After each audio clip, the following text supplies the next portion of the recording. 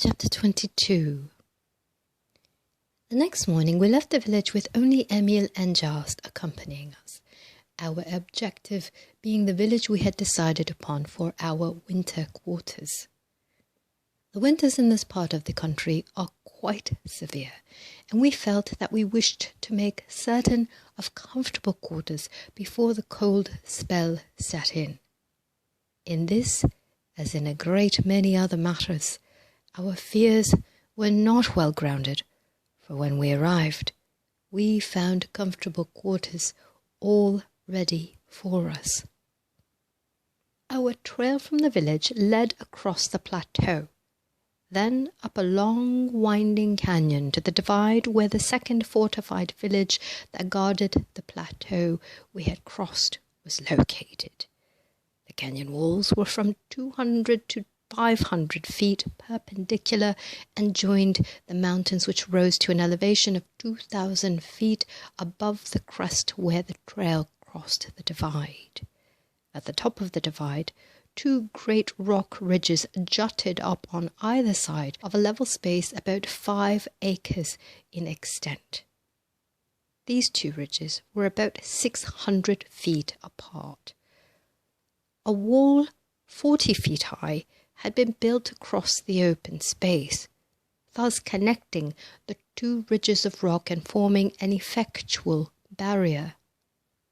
This wall was 60 feet wide at the bottom and 30 feet wide at the top, and was so constructed that the top formed a runway over which huge rocks could be rolled, then dropped to the ground on the outer side of the wall, where the ground sloped sharply and connected with a steep declivity, down which the trail passed on the way to the other side of the divide. There were chutes arranged along the wall at intervals of 100 feet, so that the rocks would gain headway enough to clear the base of the wall before they struck the ground.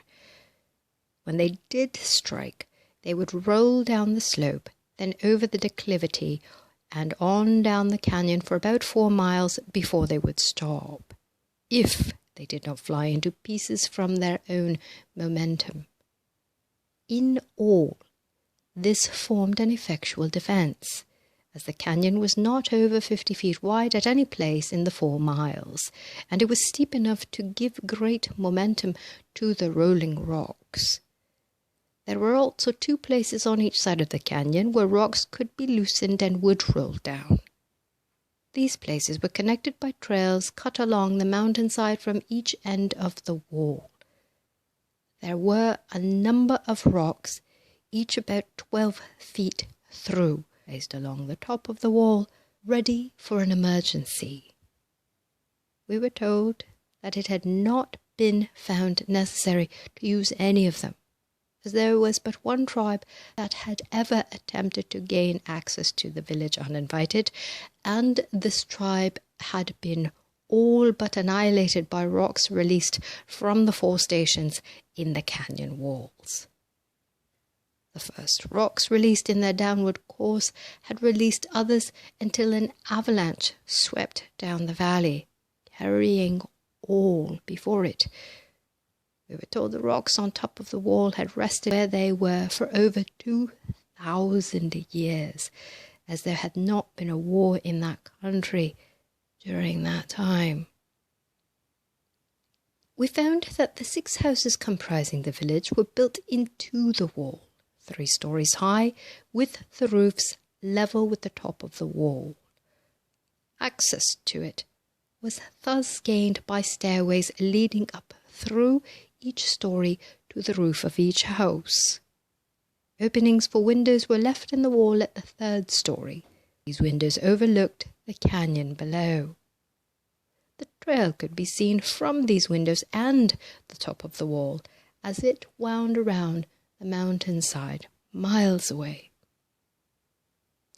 We were made comfortable for the night in the 3rd story of one of these houses, and, after an early dinner, we went to the roof to see the sunset. We had been there but a few moments when a man, apparently 50 years of age, came up the stairs to the roof. After being introduced by Jast, he joined in the conversation. We soon found he lived in the village we had selected for our winter quarters and was on his way there. We supposed he was travelling as we were and invited him to join our party. He thanked us and said he was able to make the distance much more quickly than we could, that he had stopped in the village to see a relative and would be home that evening.